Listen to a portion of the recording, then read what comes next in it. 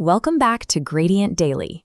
Today, we are dissecting a paper from researchers at NVIDIA and Johns Hopkins University called Neuralangelo. To understand why this research caught our attention, look at this rendering. The algorithm is translating a standard 2D video sweep of an outdoor courtyard directly into a raw, untextured, highly detailed 3D geometric mesh. Recovering dense, high-fidelity 3D surfaces entirely from multi-view 2D RGB video captures is the core objective of the Neuralangelo architecture. Achieving this level of geometric accuracy from simple video removes the need to deploy specialized, expensive auxiliary hardware like LiDAR or physical depth sensors to map an environment. Recent industry advancements using multi-resolution 3D hash grids drastically accelerated neural rendering speeds, but that speed came at a cost. It broke the physics of surface geometry. Neuralangelo fixes this using two distinct mathematical interventions. The deployment of these two interventions allows standard RGB captures to produce the kind of dense, detailed surface topology that has historically required specialized active sensors. This animated diagram compares standard volumetric rendering, like NeRF, on the left, with surface rendering on the right. Surface rendering relies on a signed distance function, or SDF. An SDF maps any 3D coordinate to its shortest exact distance to a solid surface. The physical surface exists right here, at the zero crossing boundary. Outside returns positive, inside returns negative. Historically, standard multi-layer perceptrons are mathematically capable of learning these complex signed distance functions. The bottleneck is compute.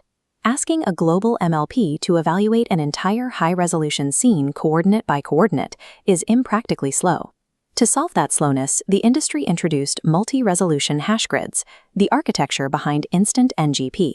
Hash grids achieve massive rendering speedups by storing feature data in discrete, localized pockets, rather than forcing a single global network to remember everything.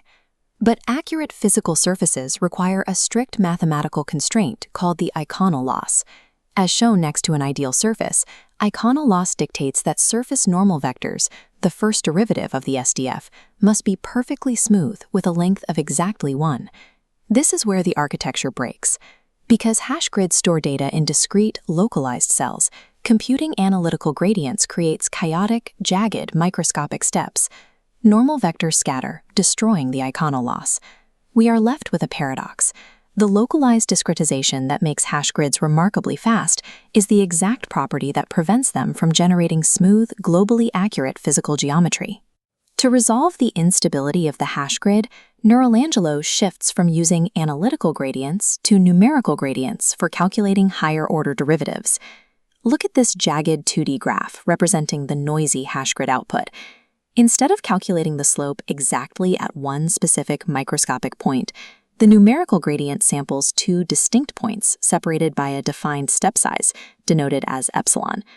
By drawing a secant line between these separated coordinates, the mathematical calculation entirely ignores the microfluctuations and localized noise trapped between them. If you run a thin silk glove over a rough brick wall, you feel every sharp grain of sand. But if you drag a thick winter glove across that same wall, you only perceive the macro, structural shape of the bricks. The numerical gradient acts as that winter glove. It serves as a vital low-pass filter, forcing the surface normals computed from the discrete hash grid to remain stable and continuous. Applying this filter allows the model to retain the massive computational speed of a discrete hash grid, while mathematically forcing its outputs to behave like a smooth, continuous surface. The numerical gradient solves the localized noise, but it requires a second structural intervention to build a cohesive scene: coarse-to-fine optimization on the hash grids. This voxel grid illustrates the failure state of simultaneous optimization. If you train all multi-resolution grids at the exact same time, the densest grids immediately overfit to local noise, generating a chaotic, bubbling topology. Neuralangelo prevents this by exercising strict control. The model begins by exclusively optimizing the coarsest, lowest resolution hash grid to establish the base topology. A sculptor uses a heavy, solid metal mallet to block out the core mass of a torso and a head before they ever pick up a fine chisel to carve the delicate details of the eyelashes. The neural network operates on the same logic. Once that coarse topology is locked firmly in place, The algorithm progressively unfreezes finer hash grins, layering in intricate, high-frequency details on top of a stable foundation. And this is where the two novel methods lock together. The step size, epsilon, dynamically shrinks in exact proportion to the voxel size as those finer grids activate.